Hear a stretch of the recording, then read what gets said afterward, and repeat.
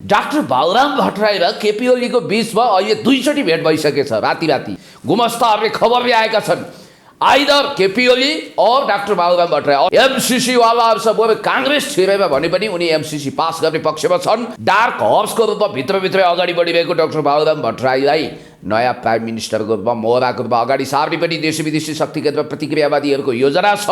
हामी यहाँ छौँ भन्दै सडकमा जान तयार हुन्छन् प्रचण्ड र माधव नेपाल, तर एमसीसी स्वीकार गर्दैनन्। गठबन्धन तोडेर भने पनि हामी देश जोगाउँछौँ। शेरबहादुरको भनौँ भाइयोमा प्रचण्डजीको देउसिरे भन्ने लय मिल्यो भने त्योभन्दा आपत्तिजनक कुरा केही हुँदैन। मान्नुहोस्, उनीहरूले आफ्नो राजनैतिक मृत्यु पत्रमा हस्ताक्षर डालेका छन्। कुनै पनि गठबन्धन यदि राष्ट्र हित विपरीत जान्छ भने त्यस्तो गठबन्धनमा लात हानेर त्यो गठबन्धनबाट टाढा जान सक्नुपर्छ। शेरबहादुरजीलाई एमसीसी नभई नहुने, नाइ मलाई त्यही केटी चाहिन्छ टाइपले उफ्रीताफ्री गर्ने, कमरेड प्रचण्डलाई चाहिँ एमसीसी जस्ताको तस्तै हुँदै नहुने स्थितिमा यदि उहाँले गठबन्धन छोड्न खोज्नु भएको हो भने त्यो चाहिँ राम्रै हो। गठबन्धन भत्काएर सभामुखलाई जेल पठाएर हातमा हतकडी लगाएर अर्जुन लामाको चिहान खोतलेर द्वन्द्वकालीन मुद्दा बिउताएर सभामुखको आसनमा सुभाष नेमाङ जस्तो व्यक्ति पठाएर अनि सकिन्छ केपी ओलीज्यूले एमसीसी पास गर्नु छ भने चाहिँ आफू प्रधानमन्त्री नभई गर्दैनन् नि। फेरि यो गठबन्धन भत्काउने मात्रै हो।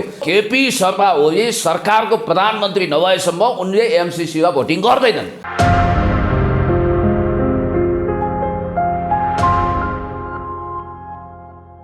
पुण्य गौतमजी हाम्रो साथ हुनुहुन्छ, सर यहाँलाई हार्दिक स्वागत छ।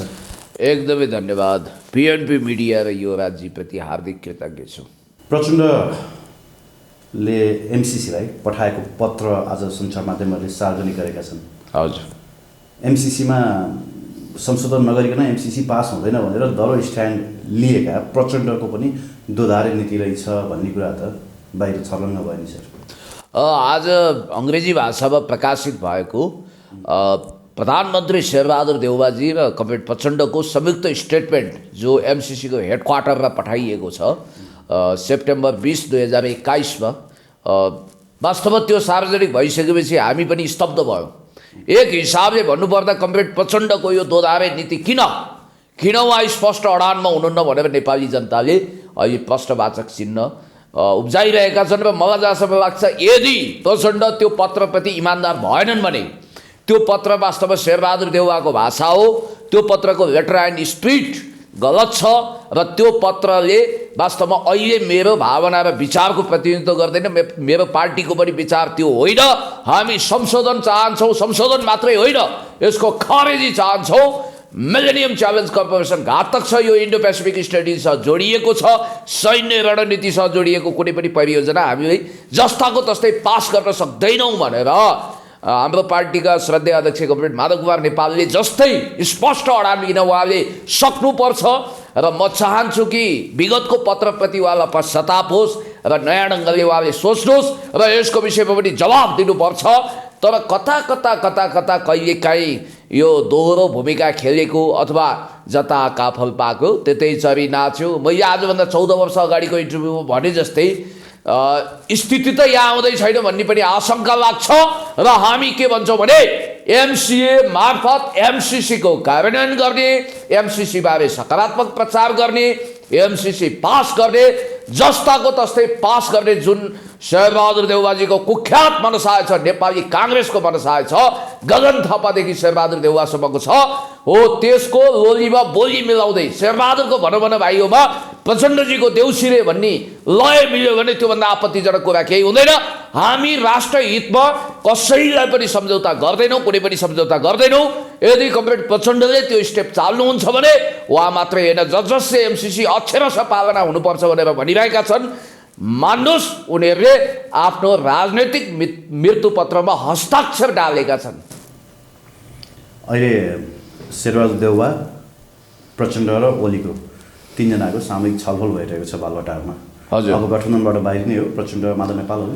यदि शेरबहादुर देउवाले आफ्नो स्ट्यान्ड छोडेनन् भने माधव नेपालहरूले त्यो रिस्क लिन सक्ला।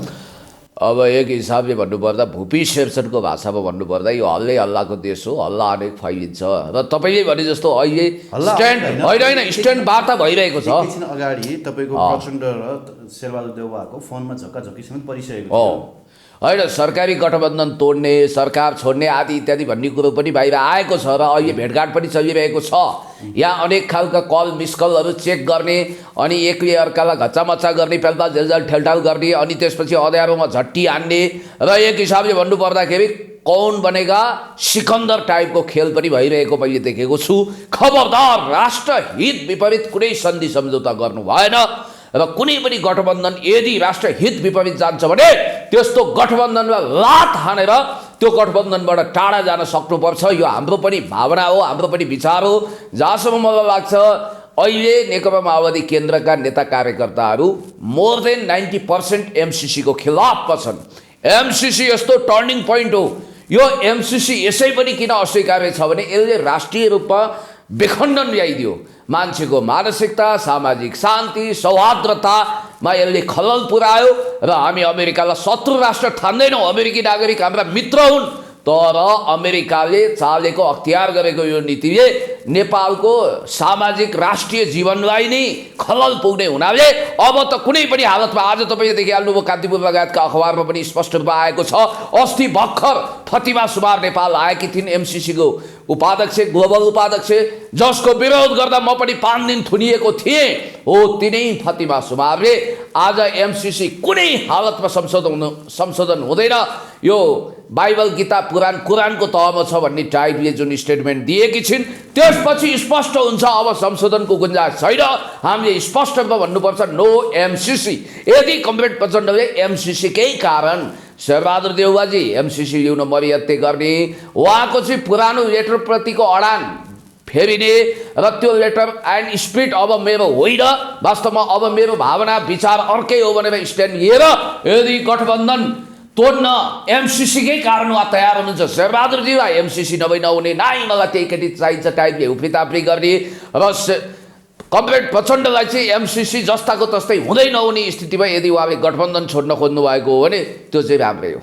होइन, माधव नेपाल त सफ्ट भइसक्नु पऱ्यो त एमसिसी पास गर्नुपर्छ भन्नेमा। होइन, यी हल्लाहरू हुन्, यी हल्लामा कुनै पनि दम छैन। अनर्गल कुराको पछाडि लाग्नु हुँदैन। अस्ति पनि उहाँले स्पष्ट रूपमा इन्टरभ्यूमा भन्नुभएको छ कि हामी जस्ताको तस्तै एमसिसी पास गर्न तयार छैनौँ, किनभने एमसिसी यो इन्डो पेसिफिक स्टडिजको हिस्सा हो भन्ने कुरोमा उहाँ बहुत स्पष्ट रूपमा कन्भिन्स हुनुहुन्छ। र जहाँसम्म मलाई लाग्छ केपी शर्मा ओलीज्यू चाहिँ अहिलेको सबैभन्दा चतुर खेलाडी हो।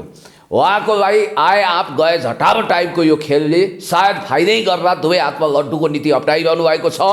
र याद गर्नुहोला, यो सत्ता गठबन्धन भत्काएर सभामुखलाई जेल पठाएर हातमा हतकडी लगाएर अर्जुन लामाको चिहान खोतलेर द्वन्द्वकालीन मुद्दा बिउताएर सभामुखको आसनमा सुभाष नेमाङ जस्तो व्यक्ति पठाएर अनि सकिन्छ केपी ओलीज्यूले एमसिसी पास गर्नु छ भने चाहिँ आफू प्रधानमन्त्री नभई गर्दैनन् नि। फेरि यो गठबन्धन भत्काउने मात्रै हो। यदि आफू प्रधानमन्त्री हुनु छ भने जस्तो सुकै सन्धि सम्झौता पनि गर्ने। तर मैले अस्ति पनि तपाईँको इन्टरभ्यूमा भनिसकेको छु, यदि आफू प्राइम मिनिस्टर नहुने हो भने चाहिँ गठबन्धन भत्काइदिने, काङ्ग्रेस एक्सपोज गर्ने, काङ्ग्रेस प्रवोक गर्ने, सभामुखलाई कारवाही गर्ने हो भने एमसिसीमा म सहयोग गर्छु भनेर ओलीले भनिसक्नु भएको छ। यस्तो उहाँले के गर्नुहुन्छ भने, हुन त हामी सत्ता गठबन्धन बाहिरै भएर सरकारलाई सहयोग गर्छौँ भनेर पनि उहाँले भन्नुभएको रहेछ र शेरबहादुर देउवाजीलाई आश्वासन पनि काफी हदसम्म दिनुभएको छ। एउटै कुरो हो, केपी शर्मा ओली सरकारको प्रधानमन्त्री नभएसम्म उनले एमसिसीमा भोटिङ गर्दैनन्। मेरो विचारमा है त्यो नगर्नु नै राम्रो हुन्छ। तर प्रधानमन्त्री पद उनलाई अफर गरियो अथवा प्रधानमन्त्री हुने स्टेप आयो भने चाहिँ गर्छन्। डाक्टर बाबुराम भट्टराई र केपी ओलीको बिचमा अहिले 2 चोटि भेट भइसकेछ। राति गुमस्ताहरूले खबर ल्याएका छन्, आइदर केपी ओली और डाक्टर बाबुराम भट्टराई। अस्ति पनि मैले तपाईँको इन्टरभ्यूमा सनसनीपूर्ण खुलासा गरेको छु। बाबुराम भट्टराई त त्यो पार्टी तोडेर छुट्टै एउटा दल बनाएर भने पनि एमसिसी वालाहरूसँग बरु काङ्ग्रेस छिरेर भने पनि उनी एमसिसी पास गर्ने पक्षमा छन्। र मलाई जहाँसम्म लाग्छ डार्क हर्सको रूपमा भित्रभित्रै अगाडि बढिरहेको डाक्टर बाबुराम भट्टराईलाई नयाँ प्राइम मिनिस्टरको रूपमा मोहराको रूपमा अगाडि सार्ने पनि देशी विदेशी शक्ति केन्द्र प्रतिक्रियावादीहरूको योजना छ र गिनीपिग बनाइएको छ।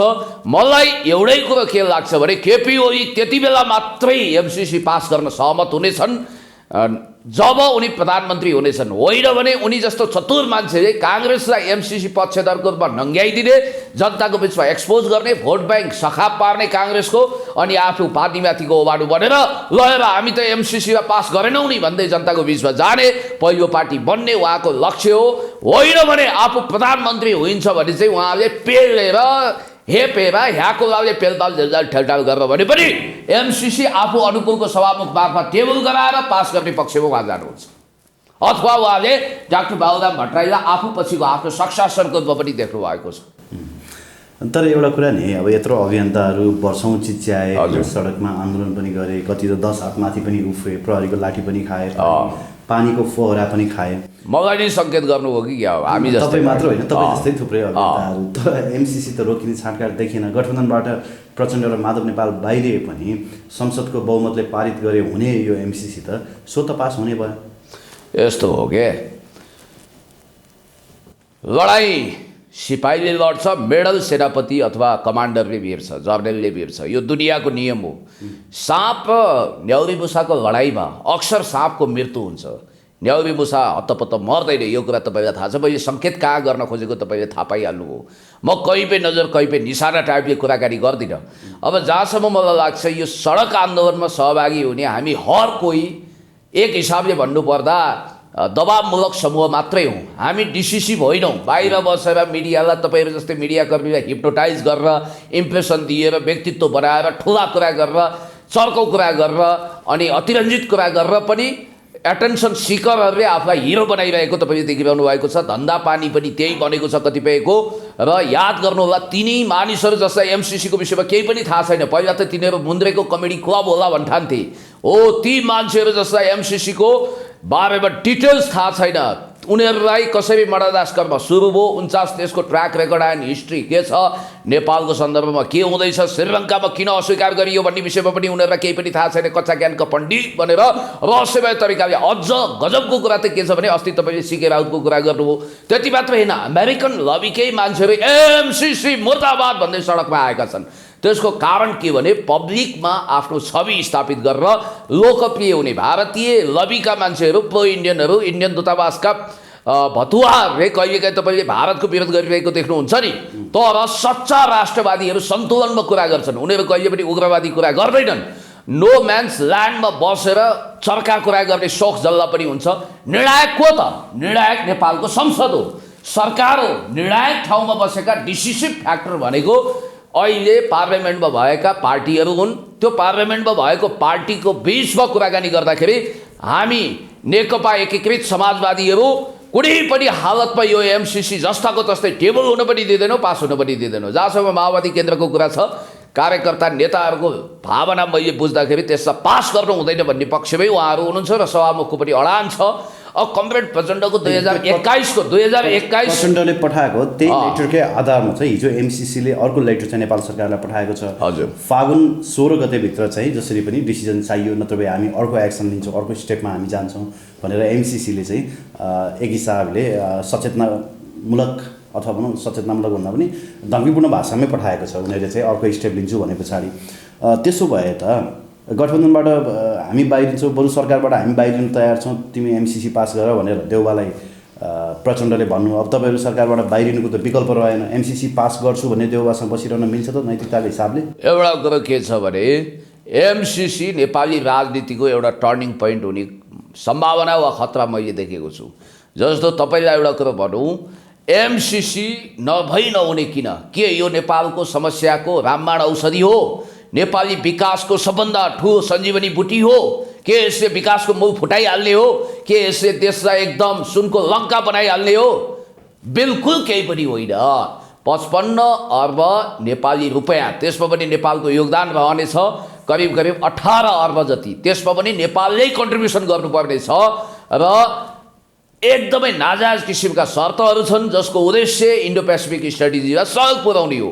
नेपाल मार्फत नेपाललाई बेस क्याम्प बनाएर भारत र चीनको बिचमा छिनाझाप्टी गर्ने हो र चीनलाई घेरघार गर्ने हो। असंलग्न परराष्ट्र नीति, पञ्चशीलता र हाम्रो राष्ट्रिय सार्वभौमसत्ता, नेपालको national sovereignty, territorial integrity, independency विरुद्ध खलल पुग्ने गरी यो एमसिसी अगाडि आउन खोजेको हुनाले हाम्रो बौद्धिक सम्पत्तिमाथि हाम्रो अग्राधिकार नहुने, भारतले योजना बनाउनु पर्ने, उसले छनौट गर्नुपर्ने, हामीले चाहेमा योजनालाई विथड्र गर्न नमिल्ने, उनीहरूले जुनसुकै समय पनि विथड्र गर्न मिल्ने र एमसिसीका कुनै पनि कर्मचारीलाई नेपालको कानुन नलाग्ने आदि इत्यादि नेपालको सार्वभौमसत्ता विपरीतको यो शर्त सहित एमसिसी आयो।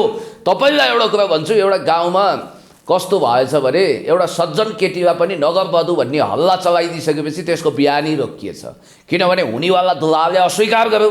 सीतालाई पनि अग्नि परीक्षामा हालिएको थियो धोबीको कुरा सुनेर रामद्वारा। त्यस कारणले गर्दाखेरि एमसिसी यस्तो विवादास्पद प्रोजेक्ट भयो कि यसले गर्दा नेपाली समाजको तह तहलाई विखण्डित गर्यो। हरेक क्षेत्र, हरेक तह, हरेक घर, हरेक बस्ती, हरेक गाउँ, हरेक टोल, सबै ठाउँमा यसले एउटा बवाल मचाएको हुनाले यसै पनि विवादको भुङ्ग्रोमा जाकिएको एमसिसी हामीलाई चाहिएन।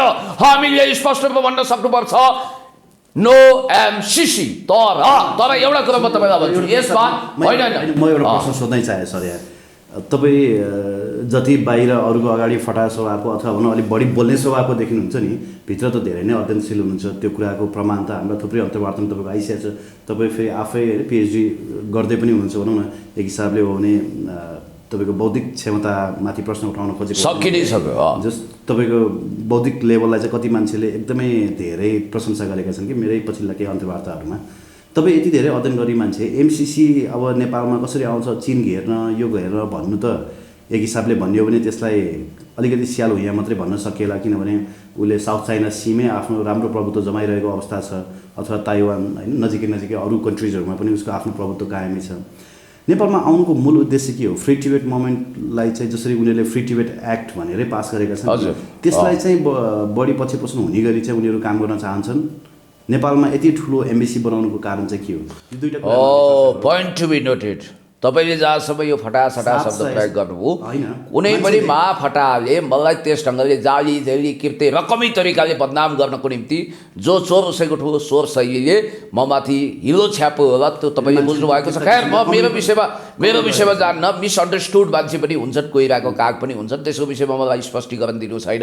हरेक युगको महापुरुषहरूलाई डामिन्छ, उनीहरूलाई अपमान गरिन्छ, सोक्रातदेखि बुद्धसम्म त्यसको उदाहरण हुन्। अब जहाँसम्म नेपाल मार्फत चीनलाई घेरघार गर्ने पश्चिमाहरूको इन्डो वेस्टको मिसन छ कि छैन भन्ने कुरो गर्नुभयो। तपाईँलाई म एउटा उदाहरण दिन्छु। तपाईँले एउटा शब्द प्रयोग गर्नुभयो, नेपालमा साउथ एसियाकै सबभन्दा ठुलो रणनीतिक सामरिक महत्त्वको एम्बेसी किन बनाइयो? ऱ्यान्डी 700 सैनिकहरूलाई त त्यहाँभित्र खान बस्न पुग्ने पर्याप्त सुविधा छ अरे। ठिक छ, उनीहरूको इन्टेलिजेन्स, उनीहरूको सेक्युरिटी आदि इत्यादिको हिसाबले साउथ एसियाको सबभन्दा, अझ एसियाकै दोस्रो ठुलो एम्बेसीको रूपमा त्यसलाई किन स्थापित गरियो? Point to be noted, number 1। Number 2, एमसिसीले यदि नेपाललाई उसले मित्र राष्ट्र मानेको छ भने डोनाल्ड ट्रम्पको पालादेखि सुरु भएको, अहिले जो बाइडेन त अलिकति प्रजातान्त्रिक चरित्रको व्यक्ति पनि मानिन्छन्। अब जो बाइडेन प्रशासनले ल डोनाल्ड ट्रम्पले गर्यो, तर नेपाली समाज, नेपालको एउटा गरिबीपूर्ण समाजलाई यसले दग्ध बनाउनेछ, नष्ट भ्रष्ट गर्न सक्छ, नेपालमा विखण्डन आउन सक्छ। त्यस कारणले गर्दाखेरि हामी सस्टेनेबल डेभलपमेन्ट गोल मार्फत, युनाइटेड नेसन मार्फत नेपाललाई मद्दत किन नगर्ने भनेर उनीहरूले रिकन्सिडर गरेको छैनन्। यसको कारण के हो भने एमसिसी केवल विकास परियोजनाको रूपमा नेपाल छिर्दै छैन। र जहाँसम्म मलाई लाग्छ अमेरिका जस्तो रणनीतिक हिसाबले सोच्ने, स्ट्राटेजिक पोइन्ट अफ भ्यूबाट सोच्ने देशले एक तहबाट मात्रै घेरा हाल्दैन चीनलाई। जस्तो कि तपाईँले भन्नुभयो अब साउथ चाइना सी, बेजिङसँगको दूरी हेर्ने हो भने साउथ चाइना सीबाट र हाम्रो नेपालको भूमिबाट त धेरै टाढा पर्छ। होइन नि, तपाईँले त्यसरी भन्दा पनि अर्को तरिकाले हेर्नुहोस्। जस्तो साउथ चाइना सी त उसको स्ट्रेटेजिक पोइन्ट भयो, स्ट्रेट अफ होर्मुजको कुरा भयो, भारतको लद्दाख छ होइन, यता मेघालय छ, हिमाचल प्रदेश र मेघालय दुवै ठाउँमा उसले आफ्नो अकुपाई देखाउन सक्छ अथवा आफ्नो प्रभुत्व त्यहाँ जमाउन सक्छ। उसलाई नेपालै चाहिन्छ भने छैन। तर त्यो चाहिँ टोटली फ्री टिबेट मुभमेन्टलाई चाहिँ अथवा भनौँ उनीहरूको फ्री टिबेट एक्ट जुन पारित गरेको छ नि उनीहरूको लेजिस्लेचरले, त्यसलाई चाहिँ अलिकति सहयोग पुर्याउने हिसाबले त्यो डिरेक्सनमा काम गर्नको लागि हो कि भन्ने आशा। विभिन्न कुरा छ। तपाईँको नेपाललाई ककपिट बनाउन खोज्नुको कारण, कुरुक्षेत्र बनाउनुको कारण, परेड ग्राउन्ड बनाउन खोज्नुको कारणमा तपाईँ जानुभयो भने फ्याक्ट फाइन्डिङ हुन्छ, ट्रुथ फाइन्डिङ हुन्छ। अब यसलाई धेरै लम्बेतान व्याख्या नगरौँ। जस्तो फ्री टिबेट मुभमेन्ट पश्चिमाहरूको एउटा रणनीति कडी हो, चीनलाई अस्थिर बनाउने र चीनलाई घेरघार गरेर चीनलाई विखण्डन गर्ने। उनीहरूको एउटा ताइवान कार्ड पनि छँदैछ, यो पनि छँदैछ। अब तपाईँले एउटा कुरा मसिनो गरी हेर्नुहोस्, भ्लादिमिर पुटिनले युक्रेनको मामिलामा शीतयुद्धकालभन्दा अगाडिको झल्को दिने गरी लाखौँ सैनिकहरूलाई परिचालन गरिसकेपछि युद्ध गर्नेहरूले कहिले पनि युद्ध गर्छु भन्दैन। फेरि एउटा गजबको कुरो छ, नबुक्ने कुकुरले टोक्छ, भुइँया लगाउने स्यालले केही पनि गर्दैन।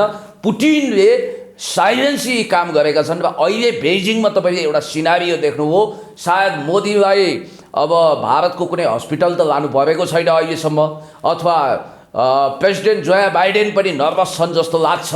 एउटा कुरा ख्याल गर्नुहोस्, त्यहाँ चिनिया महामहिम राष्ट्रपति सी जिनपिङ, रुसी राष्ट्रपति भ्लादिमिर पुटिन र पाकिस्तानका प्रधानमन्त्री इमरान खानले गला मिलाएका छन्।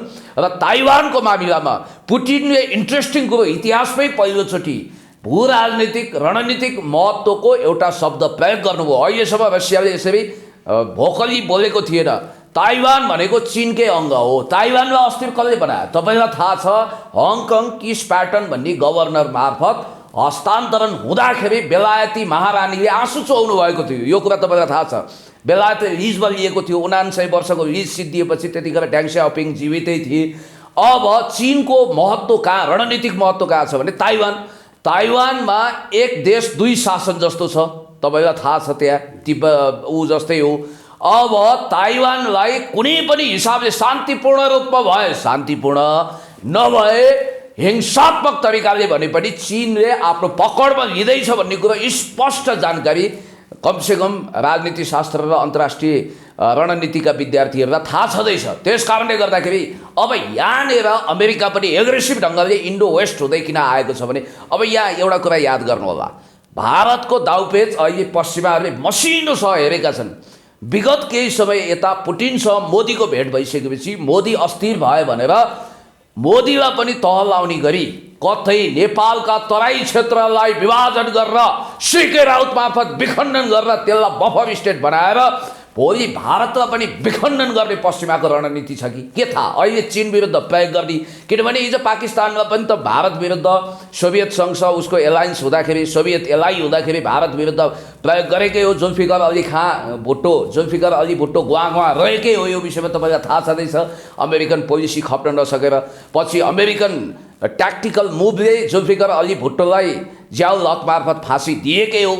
पश्चिमाहरूको रणनीति बुझ्न खुङ्खार चेतना र दिमाग चाहिन्छ। अब एमसिसीको सवाल छ, एमसिसी बारे अमेरिकाले यति धेरै जिद्दी गर्नुको कारण आज पनि फतिमा सुब्बाले अब फागुनभित्रको म्याद दिएको छ, फागुन 16 भित्र यदि यसलाई नेपालले इन्डोर्स गर्छ भने ठिक छ, होइन भने यसलाई हामी विथड्र गर्छौँ, फिर्ता लान्छौँ भनेर उसले स्पष्ट रूपमा भनेको जस्तो बुझिन्छ। तर हामीले के भन्नुपर्छ भने हाम्रो समाज, हाम्रो देश अस्थिर बनायो, नेपाली जनताहरू बढी उद्वेलित भए, नेपालमा दिगो शान्ति नहुने हो, विकासको नाउँमा रणनीतिक सुरक्षासँग आएको यो रकम हामीलाई सरी नो थ्याङ्क्स भन्दै श्रीलङ्काको अल टाइम बेस्ट लेजेन्डरी प्रधानमन्त्री महेन्द्र राजापाक्षेले जस्तो गाली गलौज नगरिकन नो थ्याङ्क्स भन्दै त्यसलाई फिर्ता पठाउनुपर्छ। यहाँ अफवाह फैलाइएको छ यदि एमसिसी नेपालले अस्वीकार गर्यो भने नेपालमा बवाल हुन्छ, डलरको हाहाकार हुन्छ। So what? अरुण थर्ड नेपालले अस्वीकार गर्दा विकास परियोजना अस्वीकार भयो भनेर जनताले रुवावासी गरेर नेपाल अँध्यारै त भएन, अमेरिकन प्रोजेक्ट थियो। त्यस कारणले गर्दाखेरि हाम्रो देशभन्दा ठुलो कुरो कथित विकास होइन, हामीलाई अब सडक स्तरोन्नति गर्ने, ट्रान्समिसन लाइन बनाउने आवश्यकता हो कि हाम्रो योजना हामीले छनौट गरेर निशर्त without any condition and precondition अमेरिकाले निशर्त यो अनुदान दियोस्, एमसिसी मार्फत होइन अरू कुनै च्यानलबाट हामी त्यसलाई एग्रिड गर्छौँ, अमेरिकाको प्रशंसै गरौँला। तर अहिले अमेरिकाले जसरी एमसिसी मार्फतै यो रकम भिडाउन खोजेको छ, खाए गीत शैलीमा तपाईँलाई थाहा छ, दिनौँ अहिले बालटारमा टेलिफोनका घन्टी बज्छन्, प्रत्येक घन्टीमा शेरबहादुरजी तर्सिनुहुन्छ। प्रचण्ड निवासमा घन्टी बजेको बजै छ, हाम्रो पार्टीका श्रद्धेय अध्यक्ष कमरेड माधव नेपालको पनि मोबाइलमा घन्टी बजेको बजै छ। अब यहाँ डर र खतरा के हो भने सिआइए हाबी भएर भोलि कुनै पनि दिन देशभक्त नेतालाई कतलेआम गर्न सक्ने, सिद्ध्याइदिन सक्ने, नष्ट गर्न सक्ने जननेता कमरेड मदन भण्डारीलाई इन्डो वेस्टले समाप्त पारे जस्तै यहाँ चलखेल हुन सक्ने सम्भावना हुनाले त्राईको स्थिति पनि छ। त्यहाँसम्म त पुग्नै परेन। प्रचण्ड र माधव नेपाल बाहिरिए पनि ओली र देउबाको गठबन्धनले त बहुमतले पारित गर्न सक्ने भइहाल्यो नि। होइन, मैले अघि नै तपाईँलाई भने ओली कस्तो एउटै खतरामा कोही छन् भने सभामुख अग्नि सापकोटा मात्रै छन्। होइन, नेकपा एमालेको सर्वशक्तिमान अध्यक्ष कमरेड केपी शर्मा ओली जो श्री छ सरकार सभा हुनुहुन्छ अहिले, उहाँको एउटा दृष्टिकोण र व्यक्तित्व कस्तो छ भने आफू हुने हो भने बुलडोजर लगाएर पनि त्यसलाई पास गर्ने, आफू नहुने शर्तमा चाहिँ उहाँ गलत घोडामा दाउ लगाएर हार्ने गेम उहाँ मन्जुर गर्नुहुन्न। त्यसकारण मैले अघि नै तपाईँलाई भने त्यत्रो सब कन्ट्र्याक्टहरू गर्नुभएको रहेछ भनेर ओली सरकारले लुकाएका गोप्य दस्तावेजहरू भेटियो भनेर आएको होइन अस्ति सञ्चार माध्यम। एउटा कुरो के छ भने गर्नै मिलेन नि। ओली भनेको सत्ताको महारत हासिल गरेको व्यक्तित्व हुनुहुन्छ कमरेड केपी शर्मा ओली। त्यसकारण आफ्नो सत्ता हातमा आयो भने, प्राइम मिनिस्टर हुने अवस्था आयो भने हरेक जोखिम बोल्नुहुन्छ, तर उहाँ जोखिम त्यतिखेर बोल्नुहुन्न जतिखेर उहाँको हातमा सत्ता आउँदैन। मैले तपाईँलाई अघि नै भने यो गठबन्धन भत्काउने, तपाईँले ठिक भन्नुभयो। अहिले डेन्जर जोनमा सबैभन्दा बढी कोही छ भने सभामुख अग्निप्रसाद सापकोटाजी हुनुहुन्छ, जसको फाइल सर्वोच्च अदालतको एउटा लेडी न्यायाधीशको टेबलमा एकदम तयार छ। एमसीसी अस्वीकार गरेको दिन सुनवाई सुरु हुन्छ। हाम्रो कोर्टमा दुर्भाग्यवश भन्नुपर्छ कन्टेम्प्ट अफ कोर्ट लाग्यो पनि कोही बात छैन। कल्याण श्रेष्ठको पालादेखि सुशीला कार्कीज्यूको पालादेखि वेस्टर्नहरूको चलखेल अलि बढी बढेको छ र यसलाई अस्वीकार गर्ने गोपाल पराजुली जस्तो व्यक्तिलाई कत्रो आरोप लगाइयो भन्ने कुरो पनि तपाईँलाई थाहा छ। र अहिले चोलेन्द्र शमशेर जमरामाथि प्रहार कहीँ न कहीँ यो बिन्दुबाट पनि भइरहेको छ भन्ने मलाई मेरो बुझाइ हो। र जहाँसम्म मलाई लाग्छ अग्नि चोलेन्द्र शमशेरमाथिको प्रहार त प्रचण्डले गरेको भनेर आज आइसक्यो सञ्चार माध्यममा। प्रचण्डले एमसीसी रोक्नको लागि तपाईँको दायर गरेको रिट निवेदन दरपेट गरिदिएको कारण चोलेन्द्रलाई हटाउन खोजियो भन्ने कुरा आइरहेको छ। होइन, चोलेन्द्रलाई बनाएको कहिले? चोलेन्द्र शमशेर जङ्गबहादुर राणालाई बनाउने पनि कमरेड प्रचण्डको मुख्य हात छ भन्ने कुरो तपाईँलाई थाहा छ। लोकमानदेखि चोलेन्द्र शमशेर जङ्गबहादुर राणासम्म दरबारिया पृष्ठभूमिका मान्छेहरूलाई अपग्रेड प्रमोसन गर्ने कुरोमा कुनै कसर बाँकी राखिएर यो कुरा हार्मफुल हुन्छ, प्रतिपादक हुन्छ, डेन्जर हुन्छ भन्ने कुरो सोचिएन। तपाईँले एउटा कुरा के म भन्छु भने जब तपाईँ भस्मासुरलाई आशीर्वाद दिनुहुन्छ नि, भस्मासुरले तपाईँको हातमा तपाईँको टाउकोमा हात ल्याएर एक दिन तपाईँलाई नष्टभ्रष्ट गर्न सक्छ। अन्ततः त भस्मासुर आफ्नै शिरमा हात राखेर सिद्धिनी हो, हुन चाहिँ खरानी नष्टभ्रष्ट ध्वंस खरानी हुने हो। तर एउटा कुरो त्यतिन्जेलसम्म धेरै ढिलो भइसकेको हुनेछ। अब त्यतातिर भाउ त नलगाऊ। मुख्य कन्सर्नको विषय भनेको अग्नि प्रसाद सापकोटा, जसले कुनै पनि बेला एमसीसी टेबल नगर्न यदि अडान लिए जिद्दी भए उनलाई त अररो एकदम रुखो टाइपको व्यक्तिको रूपमा पनि विभिन्न शक्ति केन्द्रले हेरेको मैले देखेको छु। तर राष्ट्रियताको अडान लिइराखे एमसीसीलाई टेबल गरेनन् भने अग्निप्रसाद सापकोटालाई सम्पूर्ण हिसाबले समाप्त बनाउने षड्यन्त्र भइरहेको छ। खैर, उहाँको अडानलाई हामीले मान्नुपर्छ। अब उहाँले शर्त राखेको छ राष्ट्रिय सहमति बनाउनुहोस्, सम्पूर्ण हिसाबले जनताको बिचमा सहमति गरेर नआइकन म टेबल गर्दिनँ भनेर त उहाँले हलो अड्काएर गोरु पिट्ने भन्ने केपी ओलीको भाषामा भन्नुपर्दा त्यो घिड्किसो गरेको शक्ति केन्द्रको नजरमा ठहरिएको छ। तर उहाँले जुन खालको अरर जिद्दीपन देखाउनु भएको छ त्यो राष्ट्र हितमा छ। र जहाँसम्म मलाई लाग्छ अब नेपाली राजनीतिमा एमसीसी भन्ने काउसोला सदाको निम्ति पन्साएर हामीले अगाडि बढ्नुपर्छ। किनभने यो फागुन 16 गते कसरी पन्सिन्छ भने तपाईँहरू नि केटाकेटी कुरा गर्नुहुन्छ, संसदको सङ्ख्या यदि गन्ने हो भने त एमसीसी त सो त पास हुने भयो त। एमसीसी टेबल गर्न आनाकानी गर्ने सभामुखलाई महाभियोगको प्रस्ताव ल्याएर भए पनि हटाउने र एमसीसी टेबल गरेर बहुमतले पारित गर्ने चाहिँ ओली देउबाको सेटिङ छ भन्ने कुरा आइसक्यो। एउटा कुरो, महाभियोग प्रस्ताव दायर हुन साथ सभामुखको कुर्सी जान्छ होइन त, निलम्बन निलम्बनमा पर्नुहुन्छ सस्पेन्डमा। अनि अर्को कार्यवाहक सभामुख आउने हो, त्यहाँ उपसभामुखलाई सभामुखको भूमिका दिइन्छ, अर्को सभामुख नचुनिन्छ। महन्त ठाकुर ज्येष्ठ नागरिकको रूपमा। खैर, अब म तपाईँलाई भन्न चाहन्छु यहाँनिर कृष्णबहादुर महराको व्यक्तित्व राजनीति कसरी समाप्त पारियो हो त्यही गेम प्लानमा अग्निप्रसाद सापकोटालाई पनि अलि फरक ढङ्गले तर त्यस्तै गेम प्लानको मोहरा बनाउन खोजिँदैछ, उहाँलाई पनि बलिको बकरा बनाउन खोजिँदैछ। आज लता मङ्गेशकरको बारेमा हामीले श्रद्धाञ्जली दिइरहँदा आजको मितिमा फागुन 16 आउन धेरै छैन, हामी फागुन 16 तर्फ लमक अगाडि बढेका छौँ। एउटै कुरो के भने नेपालमा शेरबहादुर देउबाजीले चाहँदैमा, केपी ओलीले चाहँदैमा 2/3 जुट्दैन र अर्को कुरो पनि म तपाईँलाई भन्न चाहन्छु, जनताको प्रचण्ड दबाव हुनेछ र जनस्तरको दबावले गर्दाखेरि यसै पनि हाम्रो पार्टीको स्पष्ट अडान छ कि हामी इन्डो पेसिफिक स्टडिजसँग जोडिएको, यो एमसिसी वा जस्ताको तस्तै पास गर्न सक्दैनौँ भनेर हाम्रो उप महासचिव कमरेड जगन्नाथ खतिवडादेखि श्रद्धेय अध्यक्ष कमरेड माधव कुमार नेपालको पनि अस्ति इन्टरभ्यू तपाईँले हेरिसक्नु भएको छ। त्यस कारणले गर्दाखेरि कमरेड प्रचण्डको असहमति, उहाँको पनि दृष्टिकोण फेरिएको वा कहीँ न कहीँ यहाँ छ र एमसिसी तपाईँ लेखेर राख्नुहोस्, यो पास हुँदैन, 1 हुँदैन, 2 हुँदैन, 3 हुँदैन। त्यसो भए हामी यहाँ छौँ भन्दै सडकमा जान तयार हुन्छन् प्रचण्ड र माधव नेपाल, तर एमसिसी स्वीकार गर्दैनन्। गठबन्धन तोडेर भने पनि हामी देश जोगाउँछौँ। गठबन्धनभन्दा ठुलो कुरो देश होइन।